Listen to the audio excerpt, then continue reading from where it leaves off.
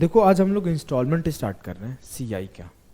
CI के instalment से एक क्वेश्चन आपको देखने को मिल जाते हैं पेपर में, और इसमें भी दो टाइप के सवाल बनते हैं। एक, इक्वल इंस्टॉलमेंट आपको बार बार पे करना है, फिक्स कर दिया जाए कि इतना रुपए आपको पे करना है। और एक अनइक्वल इंस्टॉलमेंट का केस, लाइक कि मैंने कर्ज लिया, जैसे जैसे पैसे होते गए वैसे वैसे भरते गया। ठीक है जी सर। जैसा हमने सिंपल इंटरेस्ट का इंस्टॉलमेंट पढ़ा था उससे कंप्लीटली डिफरेंट होता ही है। उसमें जो जो चीजें पढ़ा था समझ जाओ उसका उल्टा होने वाला है यहाँ पे। जैसे वहां पे पढ़ा था कि हम लोग इंटरेस्ट को एट द एंड भरते हैं, प्रिंसिपल में इंटरेस्ट ऐड नहीं होता है। यहाँ पे वो सब नहीं है, सब साथ साथ चलता है। आ जाओ सीखेंगे। इसके दो केस होते हैं। एक होता है इक्वल इंस्टॉलमेंट। कोई चेंज किया है क्या? एक होता है इक्वल इंस्टॉलमेंट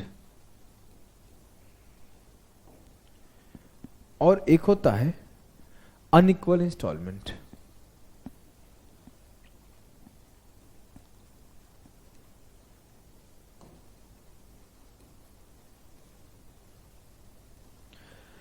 हम लोग पहले इसमें अनइक्वल इंस्टॉलमेंट को समझते हैं, नेक्स्ट क्लास में इक्वल इंस्टॉलमेंट को समझेंगे।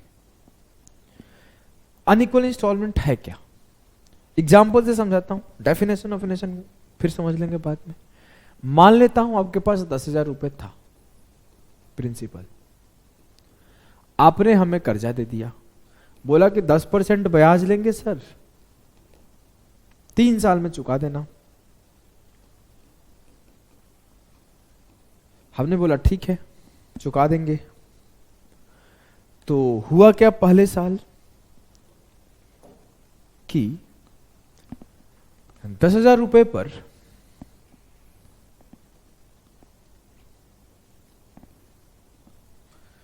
10% का ब्याज मिला। अगर मैं सीधा बोलूं तो 11/10 हो गया, क्योंकि 10% का मतलब ही होता है 1/10। 10 पे 1 का ब्याज मिलना मतलब 11/10 हो जाना। या फिर ऐसे बोल सकता हूं कि 10,000 के ऊपर 10% का ब्याज मिला 1,000, तो ये 11,000 हो गया। आपका पहला कंडीशन है अगर मैं कुछ चूकता कर दिया, अगर मैं कुछ पैसा लौटा दिया तो ठीक है, नहीं लौटाया तो मेरा जो अगला इंटरेस्ट मिलेगा इसके ऊपर मिलेगा। ये आपको सीआई है इतना पता है कि principal changes every year, interest is included in principal and the new amount will become the principal. Yes sir, जो नया मिश्रधन होता है वही प्रिंसिपल हो जाता है अगले साल के लिए। लेकिन हमने क्या किया कि पैसा कुछ रखा था, बोला कि सुनो 2,000 रुपया है ले लो। तो जब हमारा 10,000 से 11,000 हुआ था तो मैंने 2,000 दे दिया। अब बचे कितने? 9,000। तो जो आगे का मुझे पे करना होगा इस 9,000 पे करना होगा। इस बात को समझना, जो कि हम लोग सिंपल इंटरेस्ट में क्या पढ़ते थे कि 10,000 मेरा प्रिंसिपल है, 1,000 मेरा ब्याज आया और 2,000 का पेमेंट हुआ, तो अब 8,000 के ऊपर मुझे ब्याज भरना पड़ेगा। ये एसआई में पढ़े थे। लेकिन सीआई में क्या है कि मेरे लाल मेरे गुड्डा, इस बात को बहुत ध्यान से समझना कि 1,000 इस पे बढ़ा 11,000 हो गया, और जब मैंने 2,000 पे किया तो 9,000 के ऊपर मुझे आगे का किस्त पे करना है। ऐसा नहीं है कि 8,000 पे किस्त पे करूंगा, 1,000 ब्याज अलग है। ठीक है जी सर, एकदम ठीक है। अब अगर मैं आगे बात करूं तो फिर 9,000 के ऊपर अगले साल सेकेंड ईयर 10% बढ़ा, उसको 11/10 कर देता हूं। जी सर, अगर मैं चाहूं तो सीधा इसका भी 11/10 कर देता, बात वही होती। मैं आइदर 9,000 का 11/10 करूं या फिर बिना सॉल्व किए इस पार्ट को ही सीधा 11/10 कर दूं, क्योंकि इसको सॉल्व करके तो 9,000 ही आएगा। हाँ, तो ये 9,000 का जब 11/10 किया तो मान लेता हूं 9900 आएगा ही। तब मैं बोला कि सर मेरे पास ना 5,000 रुपए है, ले लो। मैं आया कि 5,000 है, ले लो। तो आपने बोला ठीक है 5,000 दे दो। फिर आपने 5,000 ले लिया मेरे से। तो जब आपने 5,000 ले लिया, अब जो बच गया मेरे पास उसके ऊपर ब्याज लगेगा। कितना बच गया? 4900। जब मैं इसको सॉल्व किया 9,000 आया, जब मैं पूरे को सॉल्व किया 4900 आया। अब जो अगले साल का ब्याज लगेगा वो 4900 के ऊपर लगेगा। तो ये 11/10, 4900 का 11/10 या फिर 4900 के ऊपर 10% का इंक्रीज, मतलब 490 का इंक्रीज। 0 9 9 4 13 4 1 5 5390। अब तीसरे साल हमको खत्म करना है अपना कर्जा, क्योंकि 3 साल के लिए कर्जा दिया गया है। तो सवाल ऐसे पूछा जाएगा कि तीसरे साल खत्म करने के लिए अभिषेक सर को कितना रुपए पे करना पड़ेगा। और तीसरे साल खत्म करने के लिए 5390 रुपए पे करना पड़ेगा। अब इसमें टोटल 3 टाइप से सवाल बनते हैं।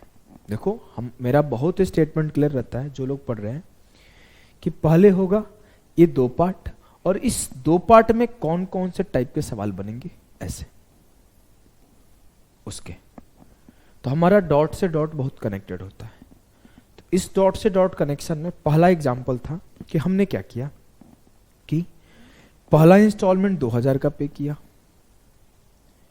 अगला इंस्टॉलमेंट 5,000 का पे किया, और ऐसे बोला गया कि थर्ड इंस्टॉलमेंट क्या पे करूं कि मेरा कर्जा खत्म हो जाए, तो 5390 का, और मेरा कर्जा खत्म हो गया। यस सर, एकदम क्लियर है, हमें कोई कंफ्यूजन नहीं है किसी भी तरीके का, है ना जी सर? ठीक। अब आगे समझो, अगर मैं इस सवाल को, इसको यहीं पे रखना, इस सवाल को ऐसे भी तो पूछ सकता हूं कि मैं 2,000 रुपए पहला इंस्टॉलमेंट भरा,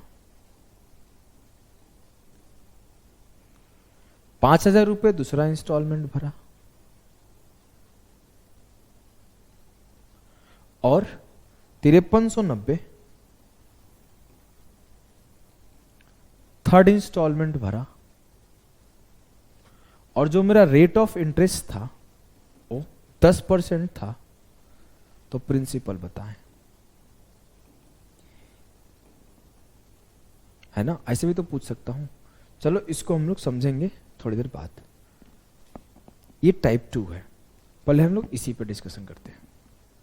ये तो आप समझ गए कि सर जैसे जैसे प्रिंसिपल बढ़ते जाएगा वैसे वैसे ब्याज देते जाना है। अगर इसे थोड़ा सा हम लोग थ्योरेटिकली समझे, तो समझना चाहते हो क्या थ्योरेटिकली? हाँ हाँ, एकदम समझा दो। तो अगर मैं बोलूं, जब मैं आपको सीआई पढ़ा रहा था तो एक चीज समझाया था कि जो इंटरेस्ट होता है वो क्या होता है? वो होता है sir P plus P R T upon 100। ये होता है ना जी, यही होता है। तो जो पहले साल का इंटरेस्ट होगा वो क्या होगा सर? जो पहले साल का इंटरेस्ट होगा ये यही होगा कि I हो गया P into 1 plus R upon 100 जी। इसमें कोई दिक्कत है क्या? नहीं। अगर मैं बोलूं कि मेरे प्रिंसिपल के ऊपर पहले साल का इंटरेस्ट क्या है, तो principal into 100 plus R upon 100, यही है। एकदम एकदम, इस पे कोई कंफ्यूजन नहीं है। अब मैं बोलूं कि इंस्टॉलमेंट का क्या सीन चलता है, तो हर साल 100 plus R upon 100, 100 plus R upon 100 increase होते जाता है। ये इंटरेस्ट नहीं, अमाउंट है लाल। मैं गलती कर दिया, आप लोग कंफ्यूज नहीं हो ना, मैं आपको समझा देता हूं। ए और ए, ये हो गया आपका प्रिंसिपल और ये हो गया आपका इंटरेस्ट, तो अमाउंट होगा ना, समझे? मैं गलती से आई लिख दिया था, कंफ्यूज नहीं होना है। अब मेरा जो अमाउंट है वो क्या है? प्रिंसिपल का 100 प्लस R अपॉन 100। देखो यही तो किए हो यहां पे। 10,000 का 11/10 का मतलब क्या है? 10,000 का 100 प्लस 10/100 तो 110/100, 11/10। बस वहां पे रेट जो है सॉल्वेबल है, और जो यहां पर रेट जो है ना वो सॉल्वेबल नहीं है, आर के टर्म में है। अगर मैं बात करूं तो पहले साल का जो अमाउंट आया मेरे गुड्डा, मेरी गुड़िया, मेरे बच्चा, वो क्या आया 100 प्लस R/100। अब कोई शरीफ जादे आए, उन्होंने बोला कि ये रहा आपका कुछ इंस्टॉलमेंट जमा, तो हमने बोला ठीक है लो ये इंस्टॉलमेंट जमा कर दिए। अब वो इंस्टॉलमेंट माइनस हो जाएगा, उसके बाद जो आएगा उसके ऊपर फिर से 100 प्लस R/100 का ब्याज मिलेगा।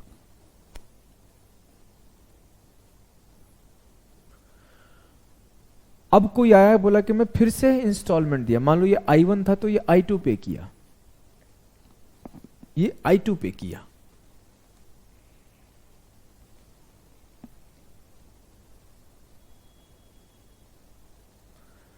इस पे I2 पे किया। देखो उस सवाल में दिखाता हूं कि जो आया था फिर से उसका इंक्रीज हुआ और फिर उस पे 5,000 का इंस्टॉलमेंट पे किया। देख रहे हो ना आपके सामने, 9,000 से 11/10 99 से हुआ, फिर उस पे 5,000 पे हुआ, और फिर जो आया वो इस पे 100 प्लस R/100 का इंक्रीज होगा। मतलब आप प्रोसेस तो समझ रहे हो ना, हर बार वो 100 प्लस R/100 का इंक्रीज है और उससे इंस्टॉलमेंट माइनस करते जाओ करते जाओ। क्लियर? यस सर, एकदम क्लियर है। आप एक चीज बाद में जाके नोटिस करोगे, जब मैं आपको इक्वल इंस्टॉलमेंट पढ़ाऊंगा तो यहीं से इसका फॉर्मूला भी निकल के आता है। बहुत लोग मेरे से बार बार बोलते हैं कि सब आते हैं और बता देते हैं कि स्क्वायर कर दो, ऐसे कर दो इक्वल इंस्टॉलमेंट में, कोई ये नहीं समझाता ऐसा हो क्यों रहा है। तो मैं आपको जब इक्वल इंस्टॉलमेंट पढ़ाऊंगा तो वो प्रूफ कराऊंगा क्यों ऐसा होता है। इस चीज को अभी आप समझ गए कैसे घटता है कैसे बढ़ता है। इस एग्जाम्पल से भी आप समझ गए कि 10,000 पे कैसे बढ़ते गया और इंस्टॉलमेंट घटते गया, बढ़ते गया इंस्टॉलमेंट घटते गया।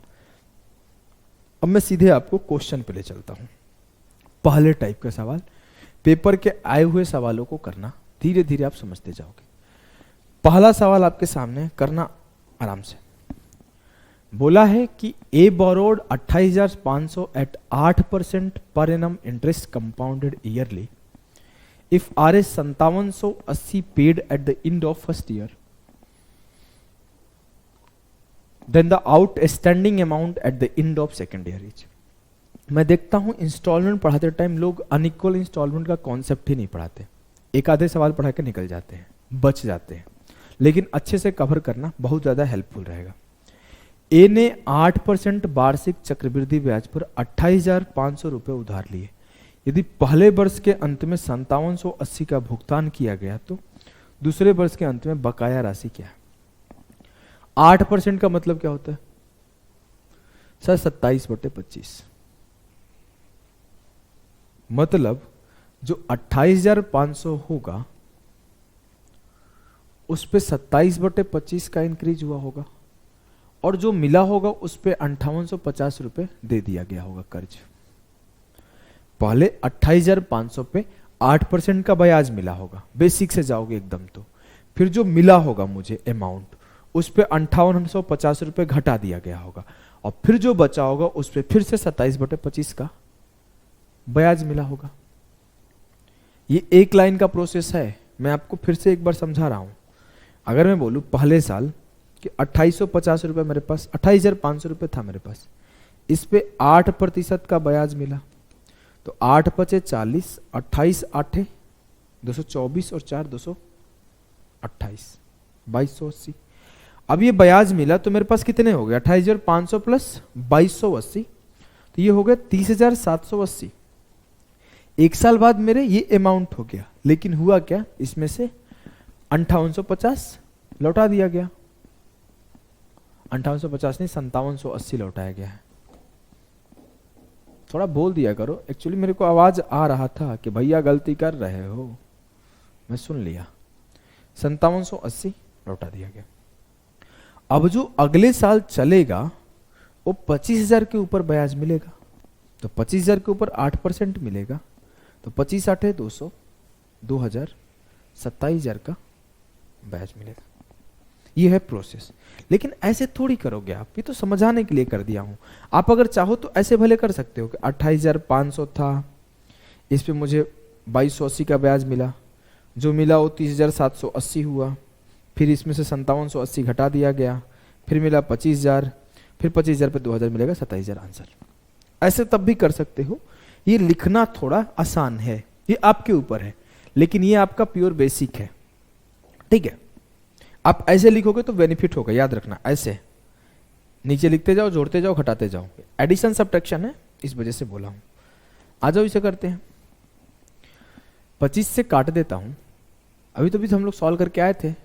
30,580 यहां से आएगा, माइनस 5780 आएगा, और इसका 27/25 निकालोगे तो ये आपका 25,000 आ जाएगा, या 780 आएगा।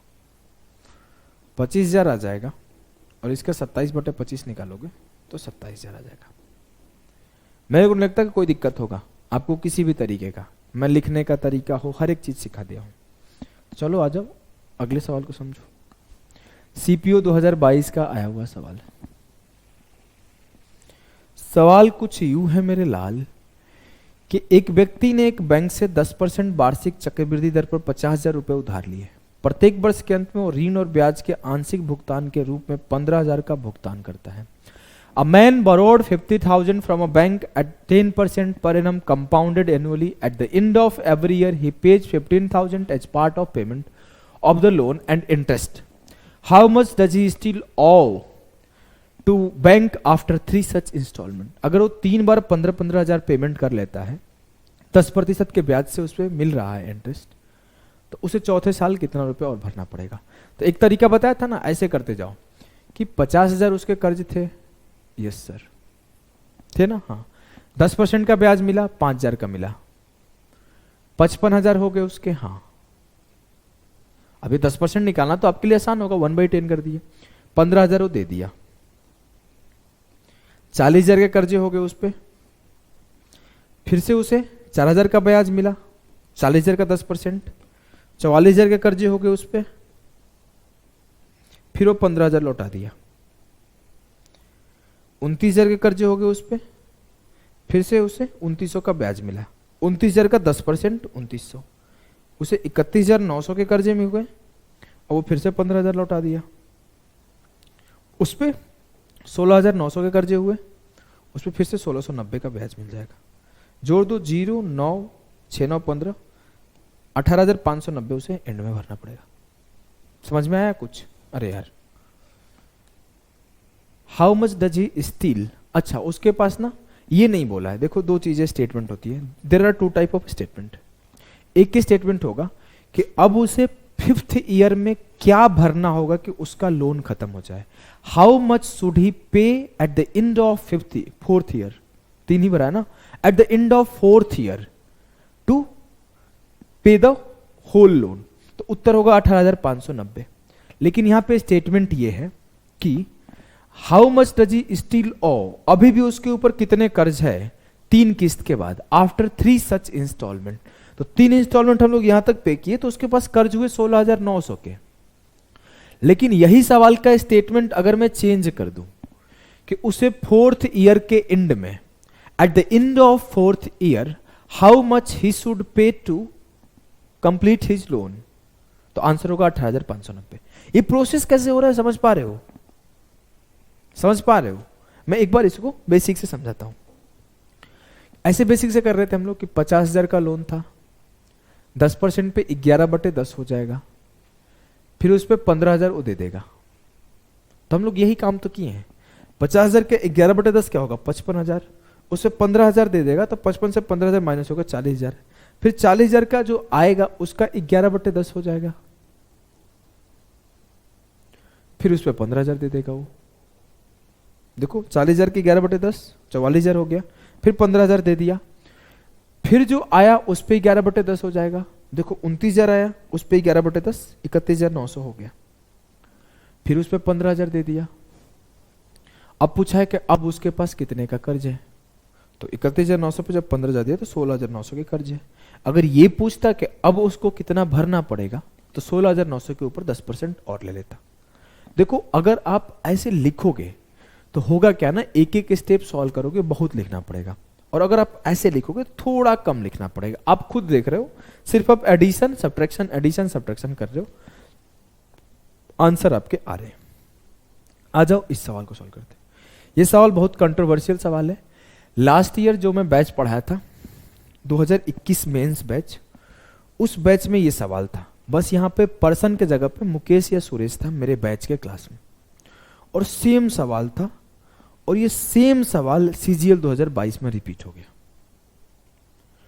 बस गालियां पड़ने लगी मुझे कि गलत पढ़ाया है, कुछ भी पढ़ा कर चला जाता है, आंसर गलत है। क्योंकि जब मैंने पढ़ाया था तो उस पर मैंने सिखाया था कि 30,000 आंसर आएगा। अगर आप एसआई इंस्टॉलमेंट पढ़ोगे शायद 30,000 ही आता था। एसआई इंस्टॉलमेंट पढ़ोगे तो सेम सवाल लेकर आया हूं मैं, same, there is no change in data, सब कुछ सेम है, और पेपर में सेम सवाल आया, बस एक शब्द का डिफरेंस हो गया। उस शब्द को आप समझना सवाल पढ़ के। यहां पे बोला है person borrows 1 lakh from a bank at the 10% per annum simple interest. ये पेपर का सवाल है जो कि गलत है। जैसे ही से आप सिंपल इंटरेस्ट पे कैलकुलेट करोगे, मैं सिंपल इंटरेस्ट में यही सवाल पढ़ाया हूं यही डेटा के साथ, तो आपका उत्तर शायद 30,000 आता है। कैलकुलेट करके देखना, क्योंकि सिंपल इंटरेस्ट का डिफरेंट केस होता है। अब एग्जाम में हुआ क्या, ये सवाल आया सिंपल इंटरेस्ट लिख के, और एग्जामिनर सॉल्व कर दिया कंपाउंड इंटरेस्ट पर, और गालियां हमें पड़ रही है क्योंकि हमारे क्लास में सेम डेटा से एक सवाल पढ़ाया हुआ था। तो आप के कॉन्सेप्ट में अगर इशू होगा तो आप भी मुझे ऐसे ही गालियां सुनाओगे, क्योंकि अगर आप इसे एसआई के बेस पे सॉल्व करोगे तो आपका आंसर दूसरा आएगा, और अगर आप सीआई के बेस पे सॉल्व करोगे तो आंसर दूसरा आएगा। एग्जाम में एसआई लिख के सीआई के बेस पर ऑप्शन सेट कर दिया था तो किसी के आंसर नहीं आए। एसआई में सेम सवाल सॉल्व कर रहा हूं, जाके सॉल्व करना। यहां पे हम लोग सीआई के बेस पे इस सवाल को सॉल्व करेंगे। एसआई में एसआई के बेस पे इसे सॉल्व कर चुके हैं अनइक्वल इंस्टॉलमेंट के केस में।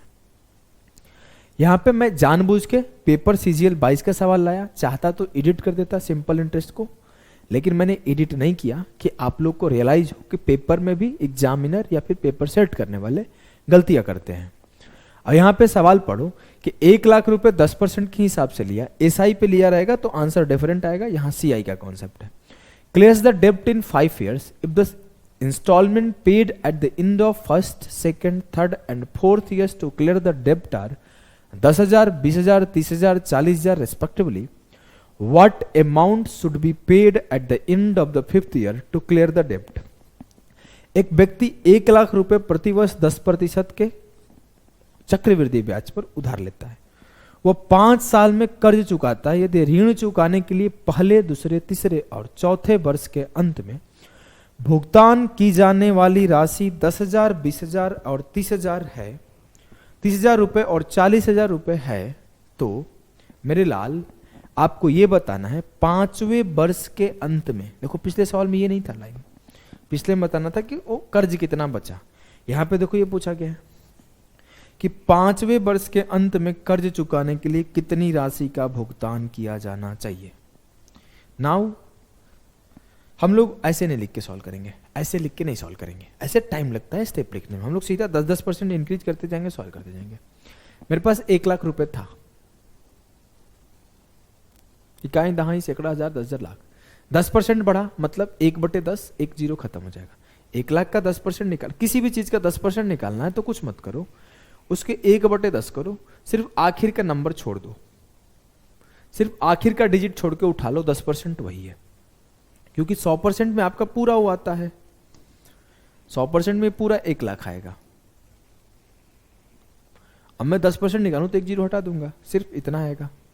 अब मुझसे बोला गया कि 1 लाख पर मुझे 10% का ब्याज मिला, मतलब 10,000 का ब्याज मिला, और मैं 10,000 चुका भी दिया, तो फिर मेरे पास बचा कितना, 1 लाख। फिर 1 लाख पे 10% का ब्याज मिला, फिर मुझे 1 लाख पर 10% का ब्याज मिला, लेकिन इस बार मैंने 20,000 चुका दिया, बचा कितना? 90,000। अब मुझे 90,000 पे 9,000 का ब्याज मिला, क्योंकि 10% देख रहा हूं, 1/10। चुका कितना दिया? 30,000। कितना बचा? 69,000। अब मुझे इस पे फिर से 10% का ब्याज मिला, 6900। फिर मैंने चुका कितना दिया? 40,000। बचा कितना? 0 0 9 की 9, 9 6 15 की 5, 7 से 4 के 3, 35,900 कब बचा? जब मैं अपने 4 इंस्टॉलमेंट पे कर दिया था। अगर एग्जामिनर सवाल ये बनाता कि 4 साल बाद उस पे कर्जा क्या है, तो आप बोलोगे 35,900, लेकिन ये बनाया है कि 5 साल बाद उसे पे कितना करना पड़ेगा, तो 10% इस पे 35 90 ऐड करो, 0 9 9 5 14 5 3 8 1 9 3 1 3, 39,490, 39,490। क्लियर है? इसमें करना क्या था? लोग एसआई का सॉल्व करके मेरे को गाली दे रहे थे उस टाइम पे, बड़ी बुरा लगा। फिर मैं ना उस टाइम पे जयपुर में था, एक सेमिनार में गया था, वहाँ के सेमिनार अटेंड करना था और 1-2 लोगों से मीटिंग थी। मैं वहाँ पहले अपने फ्लैट पे गया और मैं प्रॉपर सॉल्व करके भेजा पेज पेपर पे कि कहाँ गलती है, क्योंकि जो हमारी ग्रुप थी ना, ग्रुप ही गाली दे रही थी अपनी, हर बच्चे बोल रहे थे गलती पढ़ा देते हैं। नेक्स्ट सवाल को देखते हैं। सीजीएल 2020 के प्री का आया हुआ सवाल है, करने का कोशिश करो। बोला है a person borrowed sum of 30,800 at 10% per annum for 3 years. Interest compounded annually. At the end of 2 years, he paid a sum of 13,268. अब ये 2 साल बाद है, पहले साल कुछ नहीं पे किया है, मतलब 2 साल उसको पूरा पूरा ब्याज देना पड़ेगा। 30,800 का कर्जा लिए साहब ने, 10% के ब्याज से लिया, फिर उन्होंने 2 साल तक छोड़ दिया, तो 30,800 पे 2 साल में क्या मिलेगा? सर बहुत सिंपल है, 2 बार 11/10 कर दीजिए, ये तो बहुत आसान है, हम लोग शुरू से पढ़ते आ रहे हैं इसको। और फिर इन्होंने क्या किया कि 13,268 रुपए पे कर दिया। अब बोल रहा है कि eight the end of 3rd year, ये नहीं बोला कि उसी साल, तीसरे साल के अंत में उसे कितना पे करना पड़ेगा कि उसका पूरा कर्जा खत्म हो जाए। He paid RSX to clear off the डेब्ट। कितना रुपए उसे चुकाना पड़ेगा जिससे उसका कर्जा खत्म हो जाए? इसका 11/10 जो होगा वो कर्जा खत्म कर देगा, क्योंकि 2 साल बाद उसके पास इतना अमाउंट बचेगा, उस पे 1 साल का ब्याज मिलेगा, जो मिलेगा उसे भरना पड़ेगा। अगर मैं आपको ऐसे सिखाऊं तो 30,800 है, पहले इस पे 10% मिला, फिर कुछ आया, फिर इस पे 10% मिला, फिर कुछ आया, फिर इसमें क्या किया, ये 13,268 पे कर दिया, और फिर जो आया, फिर उस पे जो 10% मिलेगा वो ये पे करेगा, वो फाइनल आंसर होगा ना। कहानी समझ रहे हो? अगर मैं सॉल्व करना शुरू करूं तो 30,800 का 10% जोड़ के लिखो, फिर उस पर 10% जोड़ के लिखो, फिर 13,268 माइनस करो, फिर जो आएगा 24,000 आएगा, 24,000 का 10% बढ़ा के लिखो तो 26,400 आएगा। ये है पेपर, ऐसे सॉल्व करोगे तो सॉल्व होगा।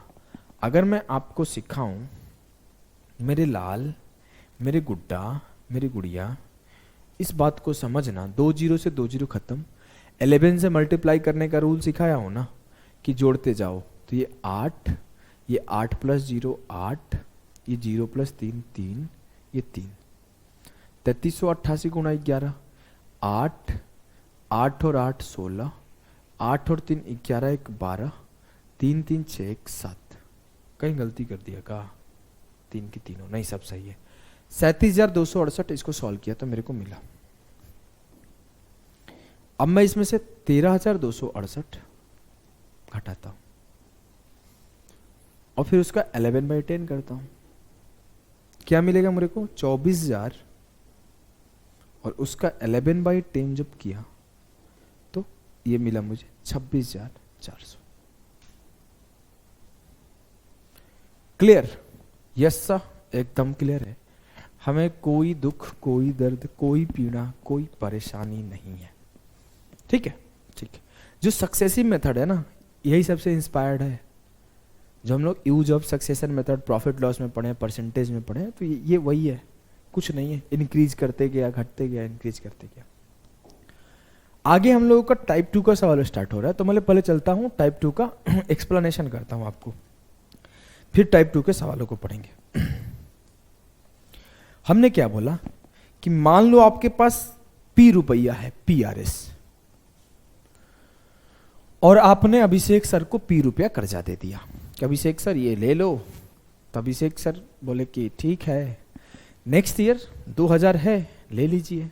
तो आपने बोला ठीक है। नेक्स्ट ईयर फिर आया अभिषेक सर, 5000 है, ले लीजिए। बोले ठीक। तीसरे साल अब आपको पूरा देना पड़ेगा अभिषेक सर। मैंने बोला ठीक है भाई।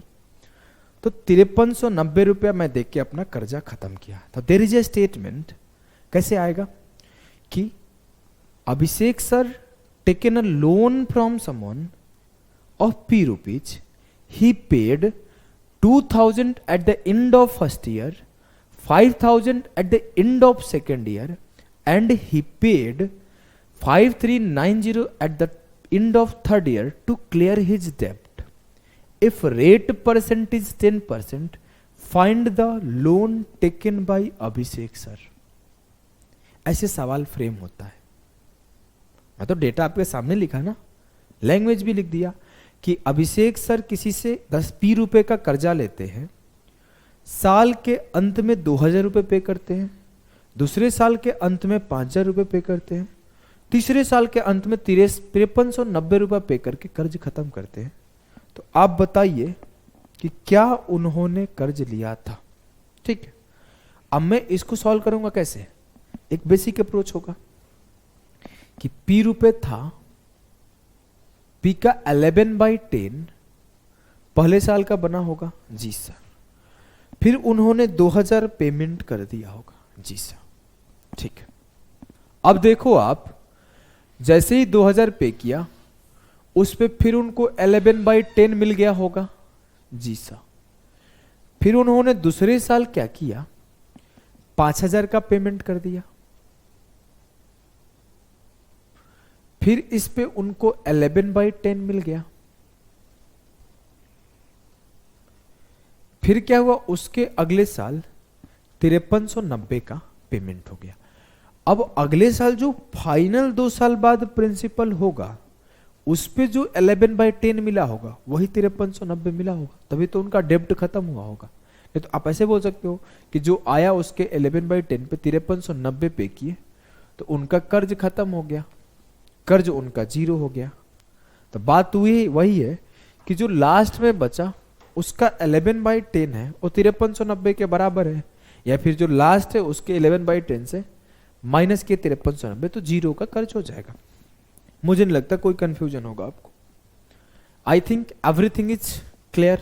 Yes sir. अब मैं अगर बोलूं 5390 इस साइड आ जाएगा,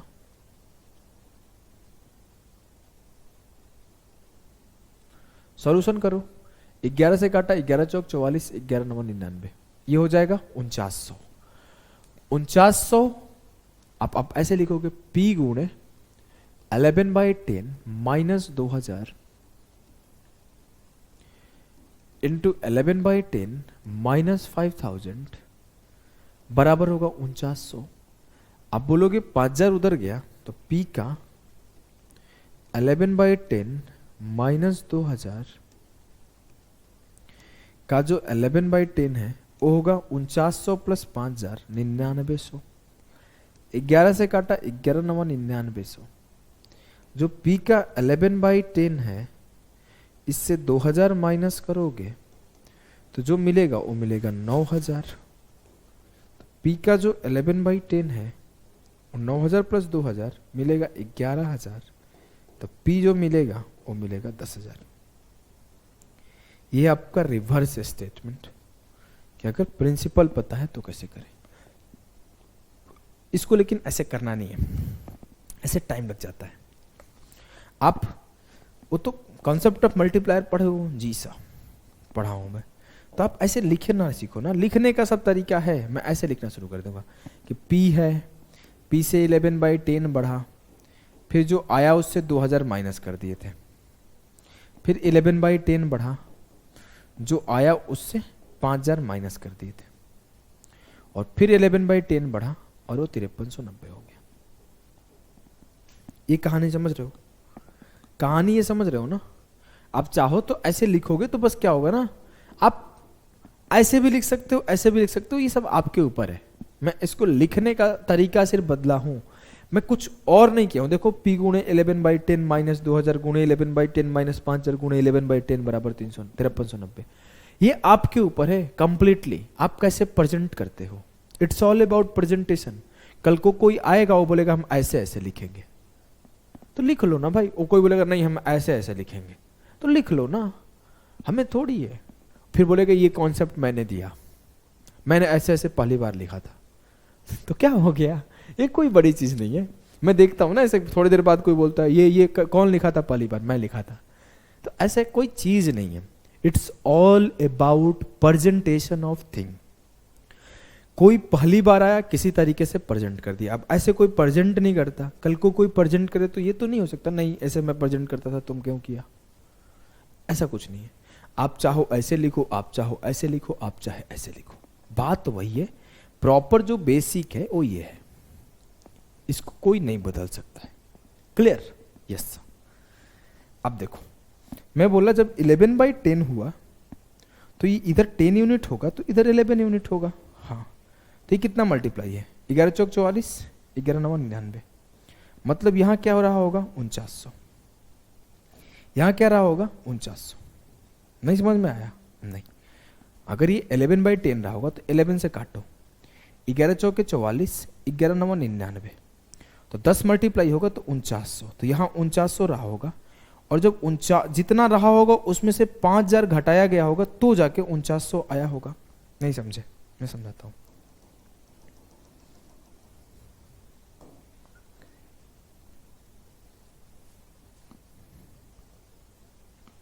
ये क्या है? इसका 11/10 5390 है। जब मैं 11 से काट लिया तो ये किसके बराबर आया? 4900।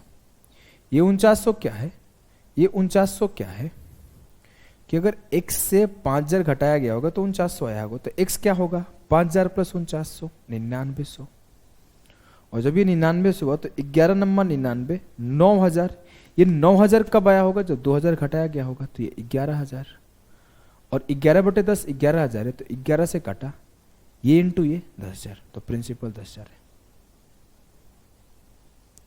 आप ये काम यहां से भी कर सकते हो।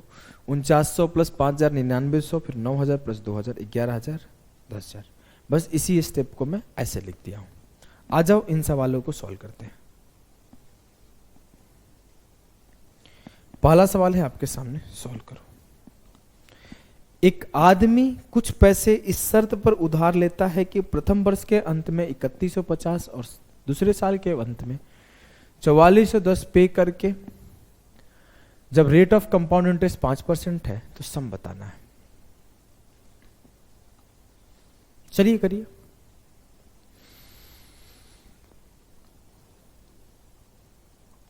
पांच % का मतलब है 21/20।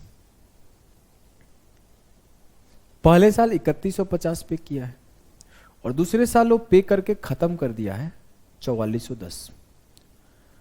अब क्या है आपके कि इसका 21/20 4410 होगा। 21 से काटा 21 1 6 41 441, 20 जाके मल्टीप्लाई होगा तो 21 दूना 42, तो 4200 जो होगा यहां ऐड हो जाएगा।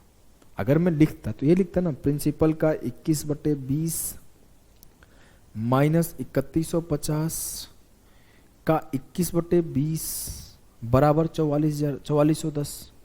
अब यही तो काम कर रहा हूं। 21 से काटा, ये इधर गया तो ये 4200 हुआ, फिर 3150 यहां आ जाएगा। स्टेप स्कीपिंग इसी को बोलते हैं और कुछ नहीं बोलते हैं। अब मैं ये काम करूं, फिर अगले स्टेप पर ये काम करूं, 4200 प्लस 3150, अब फिर मैं काटूं, फिर मैं 20 गुणे 35 करूं तो 7000। समझ रहे हो? 350 इंटू 20 7000। तो ये जो है ना स्टेप बढ़ रहा है। हम लोग क्या कि नहीं ऐसे लिखना छोड़ देते हैं, थोड़ा चीजों को आसानी से लिखते हैं। 21 से काटा 20 मल्टीप्लाई हुआ तो 21 दूना 42 हो गया। इसको जोड़ा तो ये 5 3 7 7350। इसको फिर से काटा, 21 दिया 63, 21 5 105। अब 350 में 20 मल्टीप्लाई हुआ तो 35 दूना 70, 7000 हो गया। 7000 विल बी द सही उत्तर ऑफ दिस सवाल। क्लियर है? एकदम क्लियर है सर, हमें कोई कंफ्यूजन नहीं है। आओ अगले सवाल को करते हैं।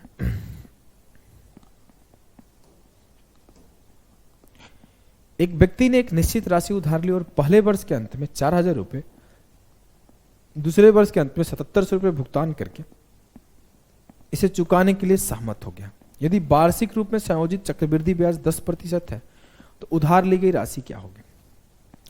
A man borrowed a certain sum and agrees to repay it by paying Rs 4000 at the end of first year and Rs 7700 at the end of second year. If the rate of interest is compounded annually 10% per annum, find the sum borrowed. Principal था 11/10 हुआ होगा क्योंकि 10% है। जो भी रहा होगा इसमें से 4000 माइनस किया गया होगा।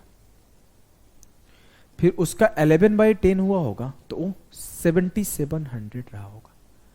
अगर मैं काटू 11 7 77, 700 में 10 मल्टीप्लाई हुआ कितना हो गया? 7000। 7000 में 4000 जुड़ा, ये हो गया 11000। 11 से काटा 10 से मल्टीप्लाई होगा 1000 इंटू 10 10,000। तो प्रिंसिपल कितना हुआ? 10,000। क्योंकि प्रिंसिपल का 11/10 11,000 था तो 11 से 11 कट गया, प्रिंसिपल 10,000 हो गया। Option D. क्लियर है जी सर? कोई दिक्कत नहीं होगा? कोई दिक्कत नहीं था। आइए अगले सवाल को करते हैं। अगला सवाल है आपके सामने। ए person borrowed a certain sum at 10% per annum for 3 years, interest being compounded annually. At the end of 2 years, he repaid, देखो क्या है, 2 साल बाद he repaid 6634. At the end of third year, he cleared off the debt by paying Rs 13,200. What was the sum borrowed by him? क्या हुआ है कि 2 साल बाद वो 6634 पे किया है और 3 साल बाद 13,200। तो अगर मैं बोलूं कि मेरा प्रिंसिपल P था तो इस पे 11/10 2 बार लग गया। फिर जो मिलने वाला अमाउंट था उस पे 6634 पे करके जो आया उसका 11/10 वो 13,200 आया। यही हुआ ना? अगर किसी को कम समझ में आया होगा तो मैं लिख के समझाता हूं कि प्रिंसिपल पर 2 बार ब्याज मिला, 2 साल बाद साहब ने 6634 पे कर दिया। फिर जो उस पे ब्याज आया उस पे 13,200 पे करके अपना कर्जा खत्म किए। तो बात वही है कि प्रिंसिपल के 2 बार 11/10, फिर 6634 का पेमेंट, फिर उसका 11/10 बराबर 13,200। 11 से काटूंगा, 11 से 1200 बाहर जाएगा, 1200 इंटू 10 ये बराबर हो जाएगा 12,000 के। और ये 12,000 के बराबर होगा तो एट द एंड ये 6,000 जाके इधर जुड़ेंगे ही, 6,634। तो इसमें जुड़ के ये क्या बनाएंगे? 18,634। तो जो प्रिंसिपल का, मैं ऐसे लिख रहा हूं आपको समझाने के लिए, वहीं से मैं डायरेक्ट सॉल्व कर देता था। जो प्रिंसिपल का 2 बार 11/10 है वो 18,634 है। तो मैं काटा 11 कम 11 7, 11 6 66 10, 11 9 99, 11 चौक 44। फिर से काटा 11 कम 11, 11 5 55, 11 चौक 44। प्रिंसिपल आएगा 15,400। वैसे इसको काटोगे तो प्रिंसिपल 15,400 आएगा। एकदम क्लियर है सर, हमें कोई कंफ्यूजन नहीं है। कौनो दुख, कौनो दर्द, कौनो पीड़ा, कौनो परेशानी नहीं है हमें। तो चलिए एक अगले टाइप के ऊपर बढ़ते हैं। मेरा पेपर जिस शिफ्ट में हुआ था 2020 सीजीएल 24/8/2021 आफ्टरनून शिफ्ट। उस शिफ्ट का ही नहीं, उस पूरे साल का सबसे टफेस्ट सवाल यही था। सीआई का ये सवाल मैं जब पेपर देके निकला तो मैक्सिमम बच्चा इसी सवाल पर डिस्कशन कर रहा था, तुम भाई कर लिए थे क्या, तुम भाई कर लिए थे क्या। किसी से बना ही नहीं था ये सवाल, इतना डिफिकल्ट था।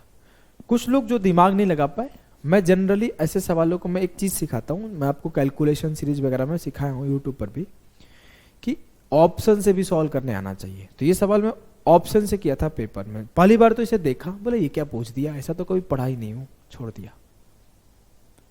क्योंकि ये रिपीटेड सवालों में नहीं था, ये नया सवाल आया था, पहली बार आया था, ऐसा सवाल मैं कभी नहीं पढ़ के गया था। फिर बाद में जब मैं सारे सवाल सॉल्व कर लिए तो इस पे आया, तो इसको बैठ के समझा, समझ के कर दिया। ये सवाल सही बनाया था मैं पेपर में।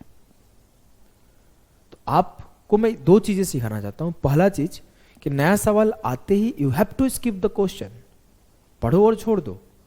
सेकेंड थिंग कि आप आके आखिर में उसे बेसिक से टाइम दो, या फिर ऑप्शन से सॉल्व करो, पूछ क्या रहा है समझो तब सॉल्व करो। समझ गए? हाँ, समझ जाना है। आ जाओ, इसे सिखाता हूं। अगर मैं जाऊं, थोड़ा सा आसान सवाल ले लेता हूं, पिछला एग्जांपल लूंगा तो हालत खराब हो जाएगी आपकी, क्योंकि 3 इंस्टॉलमेंट का केस था, मैंने 2 इंस्टॉलमेंट का केस यहां पे इसी से समझा देता हूं, इसी सवाल से। मैं बोला मेरा कहानी क्या हो रहा था कि अतुल ने 12,000 रुपए की राशि उधार ली और पहले वर्ष के अंत में 4800 रुपए और दूसरे वर्ष के अंत में 9240 रुपए भुगतान करके इसे चुकाने पर सहमत हो गया। सालाना चक्रवृद्धि ब्याज क्या है? सालाना चक्रवृद्धि ब्याज क्या है? तो मैं बोलूंगा जो 12,000 है इस पे मेरा 1 + r/100 बढ़ा होगा, वही 100 + r/100। अगर इसे लिखना चाहूं तो ऐसे भी लिख सकता हूं कि 100 + r/100। बात वही है, बात में कोई अलग चीज नहीं है। 1 + r/100 बढ़ा होगा, तब तक 4,000 का पेमेंट हो गया होगा, 4,000 रिटर्न ले लो 1 साल बाद। फिर जब इस पे 1 + r/100 बढ़ा होगा, बात वही है, कोई अलग चीज नहीं, मैं फिर से रिपीट कर रहा हूं। तब इस पे 9240 पेमेंट करके इस लोन को खत्म कर दिया गया होगा, हमेशा हमेशा के लिए। यस सर, हमें कोई दुख नहीं है, खत्म कर दो ऐसे सवालों को, और कर्जा से मुक्ति हो गया होगा उसे। ये प्योर बेसिक। अगर मैं यहां पर एक काम करूं कि जो हमारा 1 + r/100 है उसे x एज्यूम कर लूं, उसे x एज्यूम कर लूं। ऐसे मैं सॉल्व नहीं किया था पेपर में, जो तरीका सिखा रहा हूं ऐसे नहीं सॉल्व किया था, मैं पेपर वाला तरीका सिखाऊंगा। ये थोड़ा सा ना टीचर हूं ना, तो टीचर वाली तो चीजें सिखानी पड़ेगी बेसिक, नहीं तो कल को कंप्लेन आ जाएगा मेरे पास कि सर जो पढ़ाते हैं ना वो अच्छा नहीं पढ़ाते हैं। लेकिन मैं ये चीजें सिखाने के बाद वो चीज जरूर सिखाऊंगा कि जब आपका कोई दिमाग नहीं काम करता है तो कैसे सॉल्व करते हैं पेपर। ऐसे भी कोई सिखाया कि नहीं सिखाया मुझे पता नहीं। तो मुझे पता चला कि 12,000 का x -4,000 का x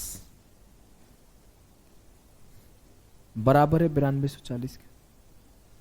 मैंने थोड़ा रेशियो काट लेता हूं,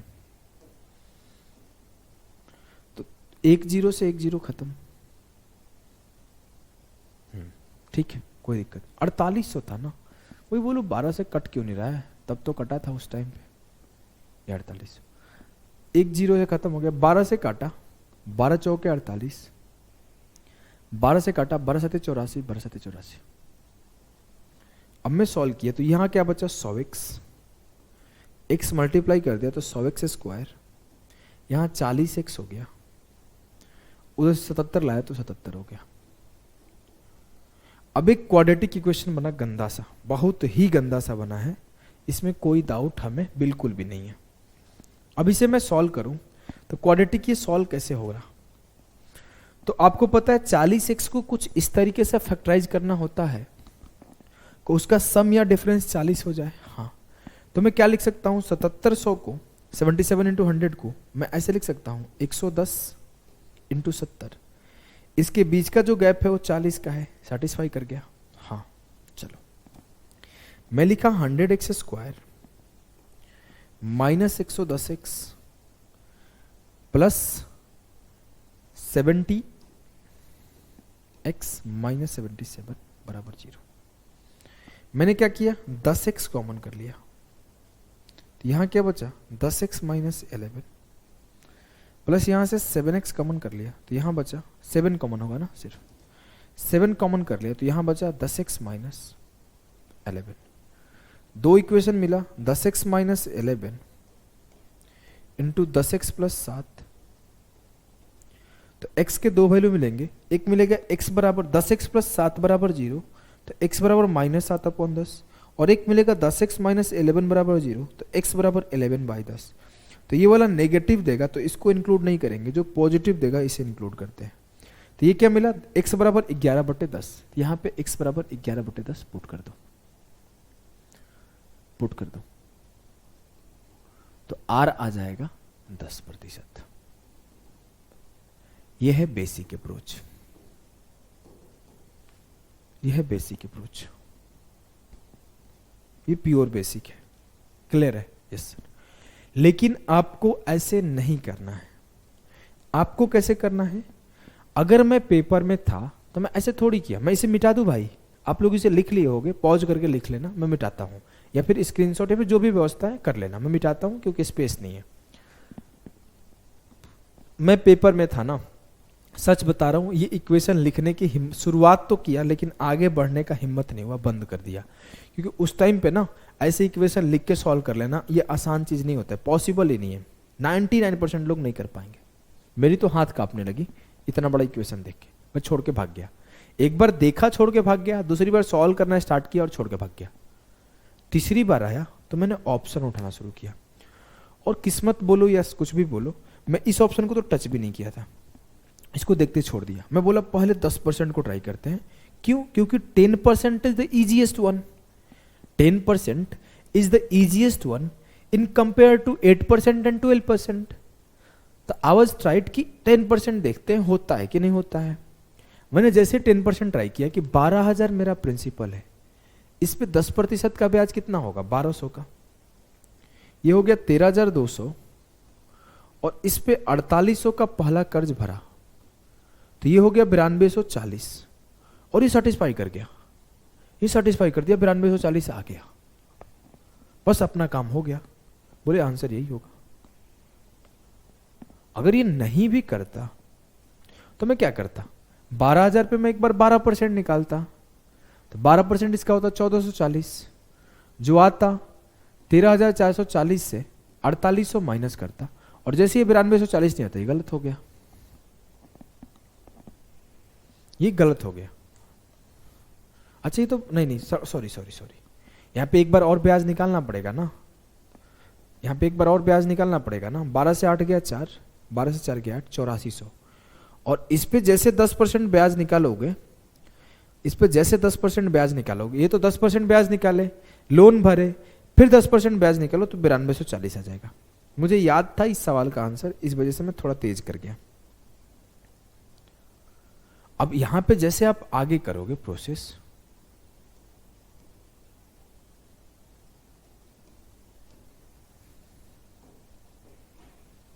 यहां पे जैसे आप आगे करोगे प्रोसेस, तो क्या होगा, आप माइनस करो, माइनस करोगे 13,440 से 4800 को, तो ये मिलेगा 4, ये मिलेगा 14 से 8 गया 6, ये मिलेगा 12 से 4 गया 8। अब 8640 में जैसे 864 ऐड करोगे, आप बोलोगे नहीं आएगा। इसी प्रोसेस को आप बार बार करोगे कंटिन्यू। क्लियर है? यस सर, एकदम क्लियर है।